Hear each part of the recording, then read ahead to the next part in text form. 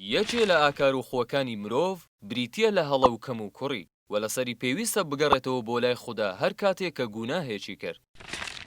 پێغەمبەر صلی الله علیه وسلم دەفەرمێت هەموو مرۆڤێک شایستەی گوناهە و باشترینی گوناهکاران ئەوانن کە تەوبە دەکەن. با زۆری گوناه نەبێتە ڕێگرێک لە تەوبەکردنتدا.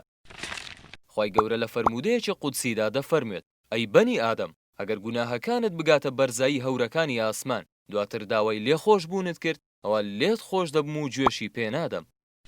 بەڵام بێگومان دەبێ ڕازگۆی و دڵسۆزی لە تەوبەکەدا هەبێت و پەشیمانی لە گوناهەکە و بڕیاردان لەسەر نەگەڕانەوە بۆی لەگەڵ جێڕانەوەی ماف بۆ خاوەنەکەی ئەوەش دەبێت پێش مردن ئەنجام بدرێت.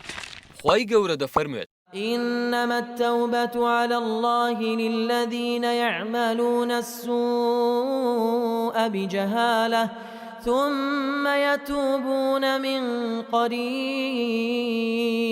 خوای گەورە تەنها ئەو تەوبەیە قبول دەکات و ئەو کەسانە دەگرێتەوە کە گوناه بە نەفامی و نەزانی ئەنجام دەدەن و پاشان بە زووی تەوبە دەکەن.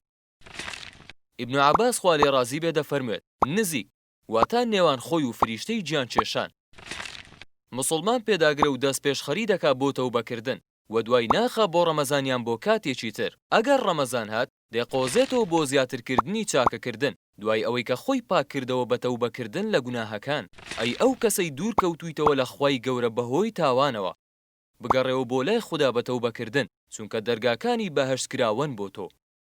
پێغەمبەر صلی الله علیه وسلم دەفەرموێت بە دڵنیاییەوە هەمووتان دەستنە بەهەشتەوە تەنیا کەسێک نەبێت کە بەهۆی گوناهەوە لە خوددا دوور کەوتۆتەوە وەکو دوورکەوتنەوە و ڕێونکردنی وشترێک لە خاوەنەکەی.